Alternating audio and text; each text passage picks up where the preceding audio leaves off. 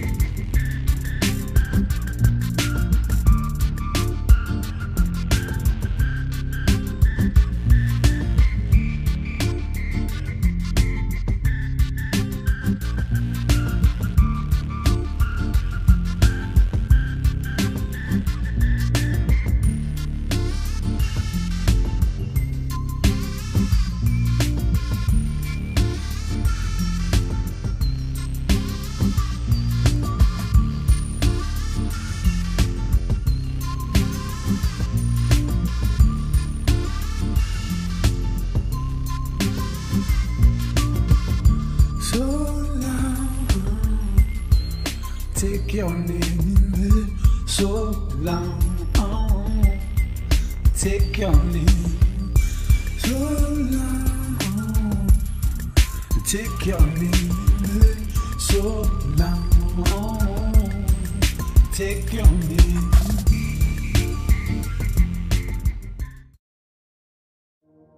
The blanket of fixed stars all move in unison, as one, with next to no evidence of any parallax. The blanket of stars are probable to all reside at the same altitude, behind and higher than the wandering stars. There are under 10,000 stars visible to the naked human eye, and because of the human eye's vanishing point, one can only see less than half of those from where one stands. Before we look at the blanket of stars' speed, motions, patterns and mystery, let us look closely at what they could be. What are the stars? We don't have the correct labels in our vocabulary.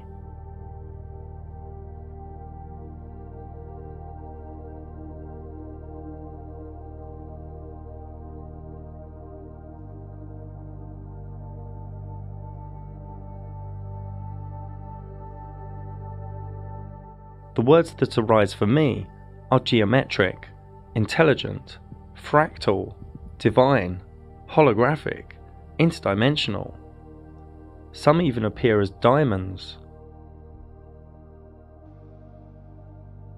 Some hollow.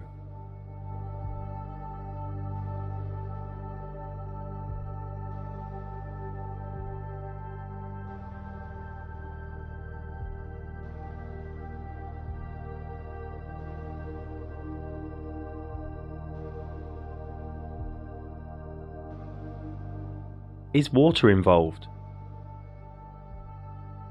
Is sololuminescence involved, where high-frequency sound waves in liquid cause a bubble to implode into light?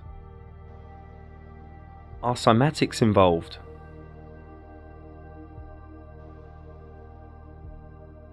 The language of resonant frequency?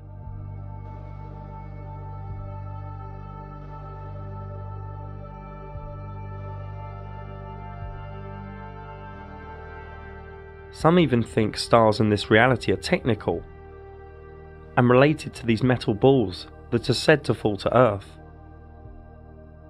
If one zooms past a star and then increases the brightness, it can appear to the eye like the star is indented into the firmament. This is 160 times zoom, at sunset, with clear visibility. We just don't know. The Luminaries' Mysterium cloaks its secrets from us.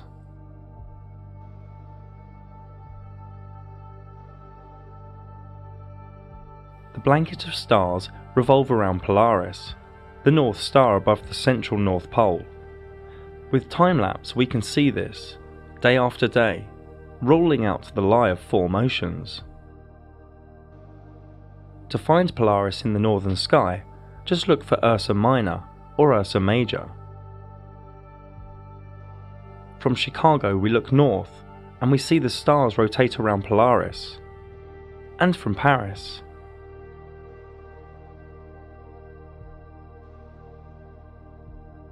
And from near Japan.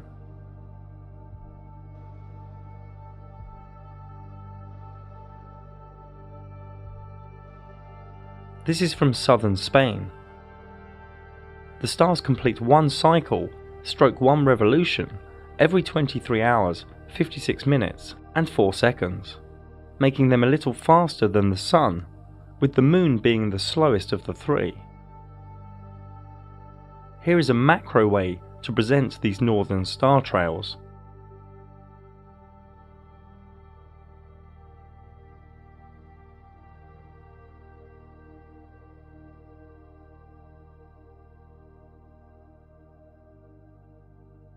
To get a good idea of the motion of stars, we need to look in different directions.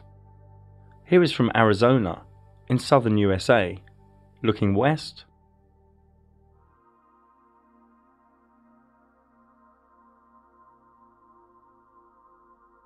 looking east,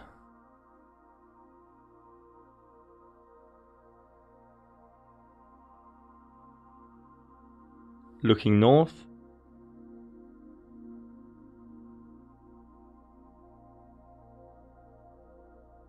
and looking south.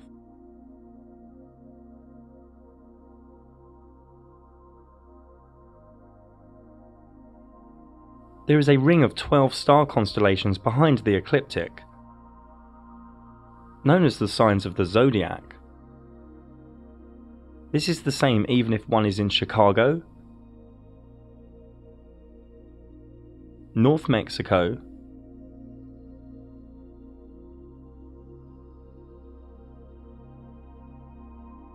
southern Chile, or anywhere on Earth.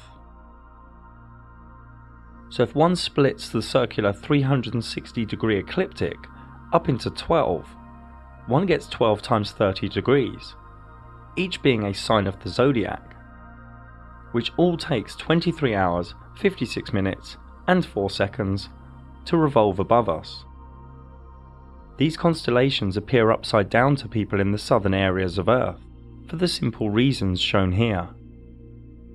As the stars take 23 hours, 56 minutes, 4 seconds to revolve, and the Sun takes 24 hours to revolve, every 30 days or so, the Sun enters a new sign of the zodiac, and then will spend around 30 days there until the zodiac has overtaken the Sun again.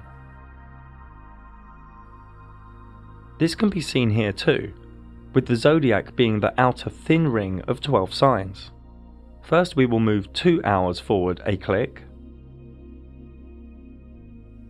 Then if we move 10 days forward a click, we see the zodiac speeding ahead, so the Sun therefore travels through the 12 signs of the zodiac over a solar year.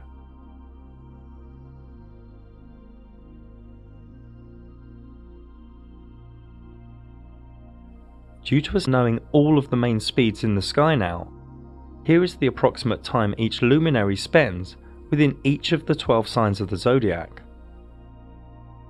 We will come back to the zodiac again soon.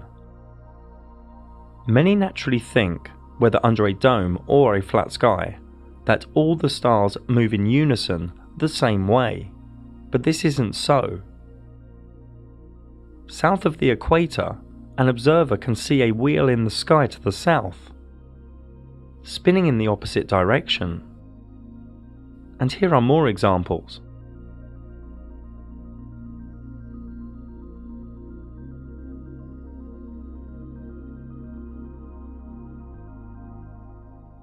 So to get our bearings, let's look from one location. New South Wales in Australia, looking west,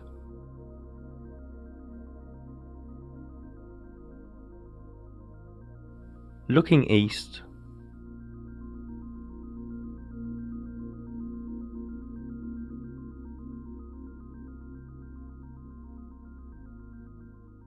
looking north, where Polaris is too far away from the observer's vanishing point, and looking south.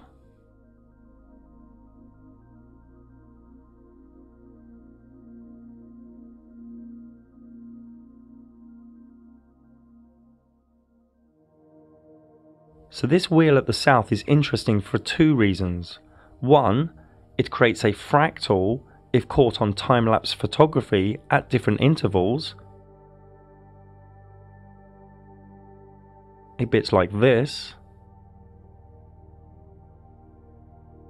And two, because at 3 different locations on Earth, the exact same southern wheel can be observed in the sky.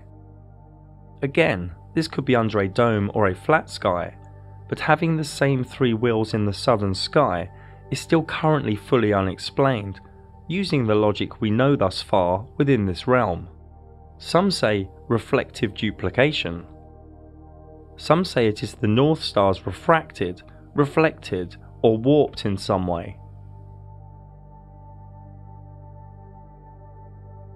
Others say perspective, but super interesting and relevant is that this southern wheel also takes 23 hours, 56 minutes and 4 seconds to revolve. We just don't know all the answers to the Luminaries Mysterium. The precession of the equinox is a real phenomena. Over 26,000 years, the whole blanket of stars completes a tiny wobble, ensuring that the exact point above the north celestial pole moves in a small, super slow circle. This is all known as the Great Year. If we go as north as possible on Earth and look up with the equatorial grid on, Polaris is at the centre. Now if we turn the azimuthal grid on, we can see Polaris off-centre, and if we change the year by 2,000 year chunks, the whole blanket of stars moves ever so slightly. The Earth isn't moving or tilting or wobbling, it's the blanket of stars moving.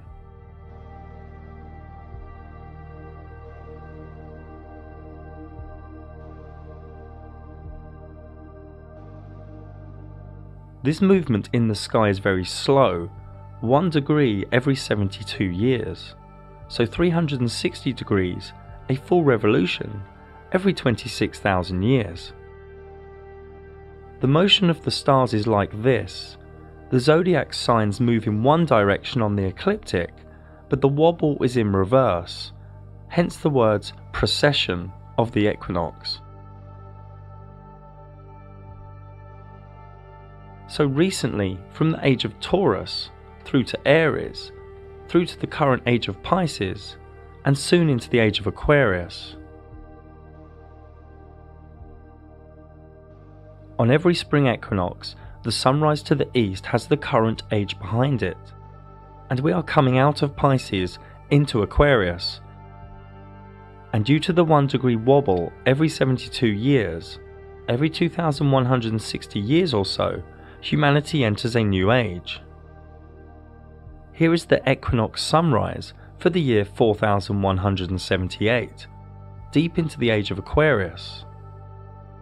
So the sun goes slowly through all 12 signs in reverse on the spring equinoxes, before completing the Great Year, the precession of the equinox.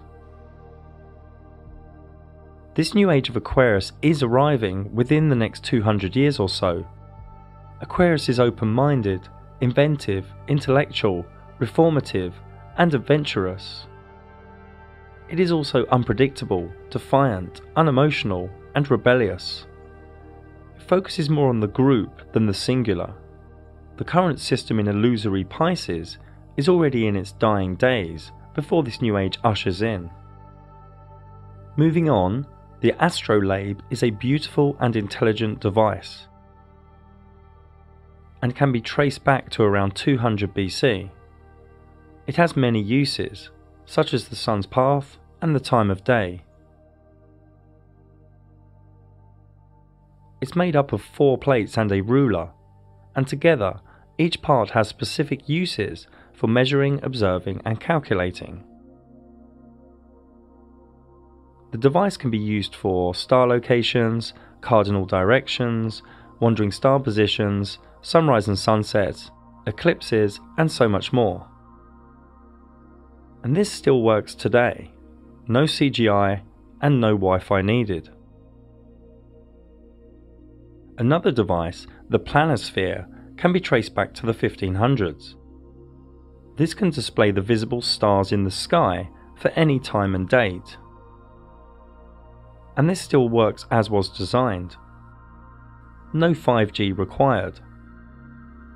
Both the astrolabe and the planisphere were totally designed within and for the Flat Earth Luminaries Mysterium.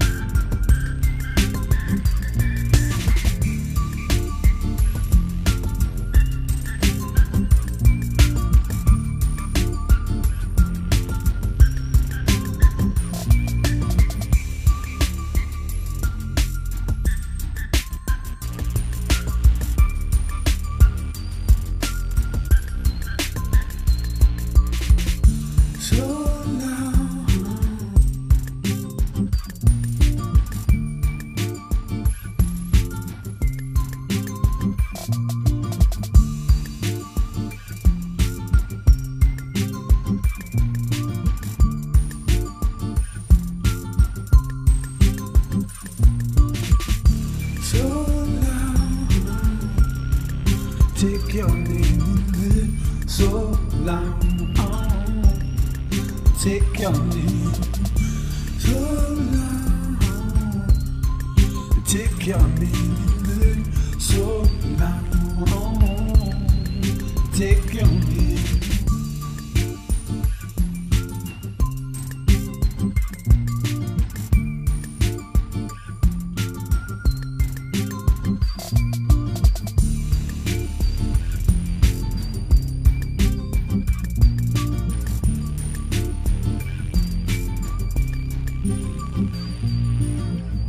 So long.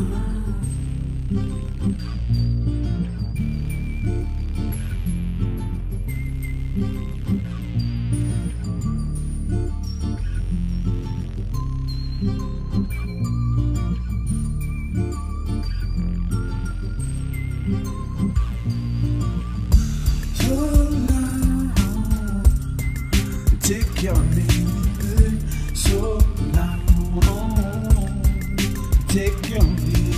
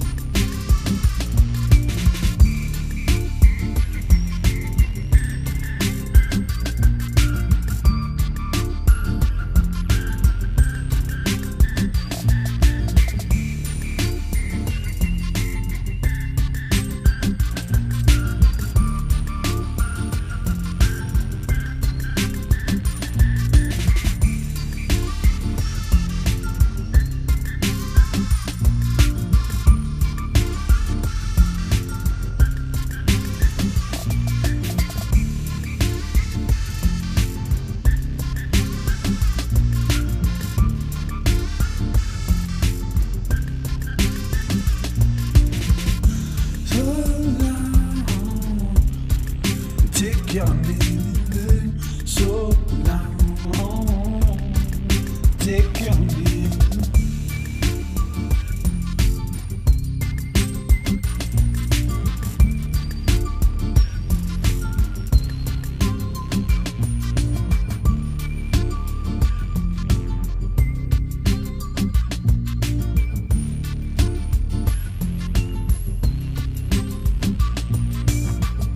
So long.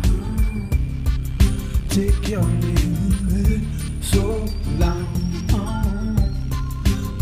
coming.